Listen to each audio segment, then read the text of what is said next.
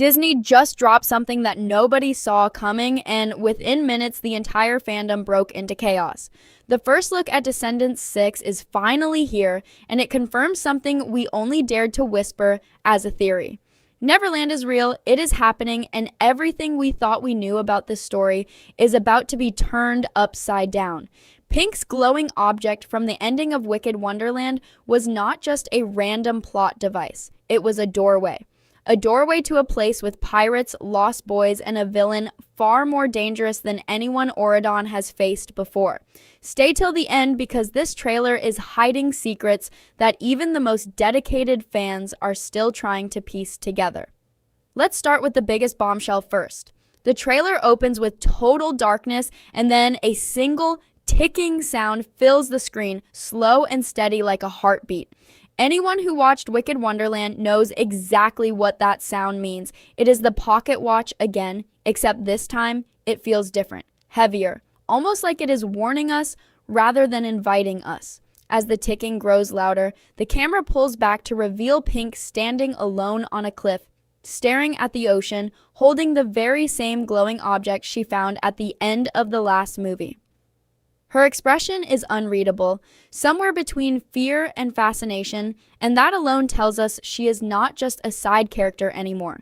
She is about to become the center of everything. Then the screen shifts, and we see the title card, Descendants 6, Neverland. For a franchise that has always kept its sequels close to Auradon, this alone is a massive shift in direction. It confirms exactly what we predicted after the fifth movie. The story is moving away from Red and Chloe's friendship arc and stepping into completely new territory, one filled with magic that nobody in Auradon has ever had to deal with before. And based on what we see next, this new territory is not friendly at all. The trailer cuts to a ship, wooden and weathered, sailing through fog so thick it swallows half the screen. A figure stands at the front, coat flowing, and though his face is hidden in shadow, the sword at his side and the hook gleaming where his hand should be leave no room for doubt. This is Captain Hook, and from the way he is framed, powerful, commanding, almost untouchable, it is clear he is not here to play a small role. He is positioned as a major force in this story, possibly even the central villain the entire movie builds around. Now here is where things get personal. Remember how Kiara Romero, who plays Hazel Hook, mentioned in interviews wanting to see her character travel to Neverland and meet her father? That theory is not just confirmed, it takes center stage in this trailer. We see Hazel standing on the deck of that same ship, but she does not look excited to be there. She looks conflicted, caught between curiosity and fear, staring at Hook like she is trying to decide if she can trust him at all. Their first scene together holds so much tension, it is almost impossible not to feel it through the screen. There is no warm reunion here, no immediate father-daughter bond forming. Instead, there is distance, suspicion, and an unspoken history that the movie clearly wants us to uncover slowly. But Hazel is not alone on this journey, and that is where the story becomes even more layered. Red appears beside her, and this immediately raises questions. Why would Red follow Hazel into Neverland? Is this connected to Pink and the glowing object, or is there something deeper drawing Red toward this new world? Based on the way the trailer positions her, staring at the same ticking object Pink held earlier, it feels like Red might be searching for answers about her own father too. If that theory holds, this movie could finally deliver what fans have wanted for years, a real exploration of the VK fathers who have been missing from this franchise since the very beginning. Then comes a moment that completely shifts the tone of the trailer. The camera moves to a dark cave, lit only by faint green light, and we see shadows moving on the walls, shaped like children but distorted, stretched unnaturally long. A voice, high-pitched and playful but with an unsettling edge, echoes through the cave, saying words we cannot fully make out, except for one phrase repeated twice.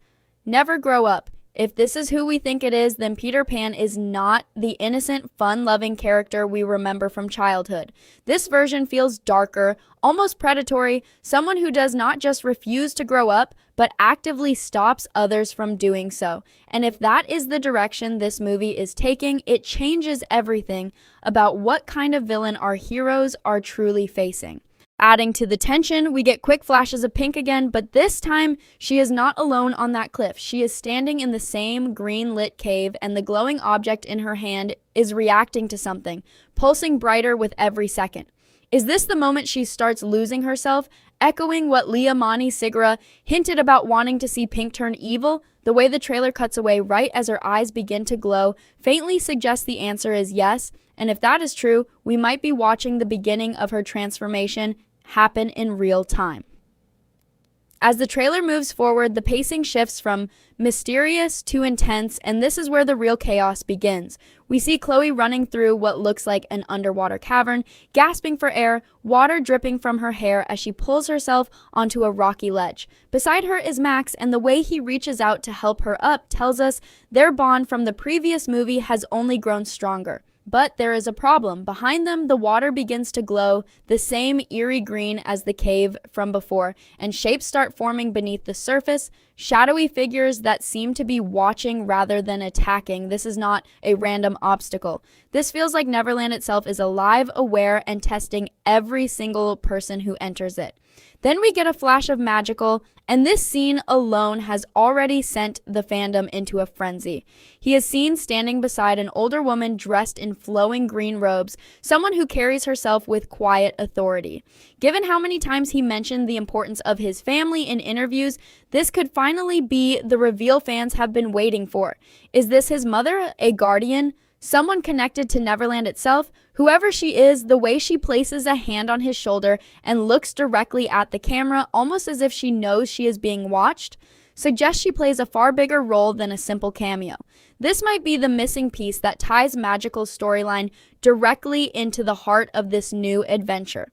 The trailer takes an emotional turn next, showing Red standing face to face with a man we have never seen before.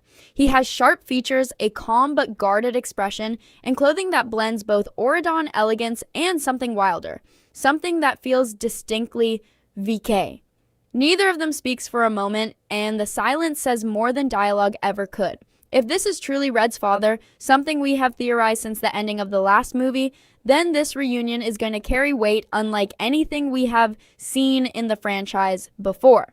And the tension between hope and hesitation on Red's face makes it clear this is not going to be a simple happy reunion. There is history here, painful history, and the movie seems determined to make us sit with that discomfort before offering any resolution. Just when the trailer starts leaning emotional, it snaps right back into danger. We see Maddox Hatter again, and this answers one of the biggest questions left hanging from Wicked Wonderland. He is alive, but he does not look like the man we saw, controlled by revenge and time travel obsession. He looks calmer, more controlled, almost like he has accepted something the audience has not been shown yet.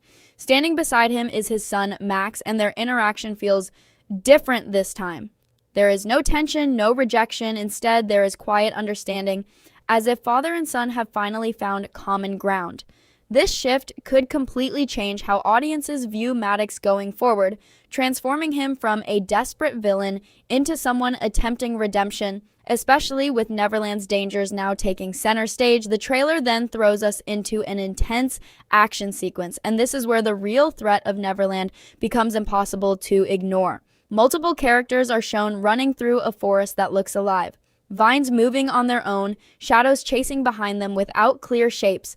Pink is at the front of the group, and her glowing object is now pulsing rapidly, lighting up the entire forest around her. She looks both terrified and strangely powerful, like she is starting to understand what the object truly is, even if she is not ready to accept it. This single shot alone confirms she is going to be the emotional and narrative core of this movie, carrying the weight of a mystery that started long before any of them arrived in Neverland. Just before the trailer ends, we get one final gut punch, a close-up shot of Hazel standing alone, staring directly into the camera as tears form in her eyes. Behind her, barely visible in the background, Captain Hook watches silently, his expression unreadable. Then Hazel whispers something so quiet it is almost impossible to catch, but if you listen carefully, it sounds like she says, "I finally understand why you left." This single line raises more questions than it answers. What does she understand? What truth is being hinted at here? Is Hook truly the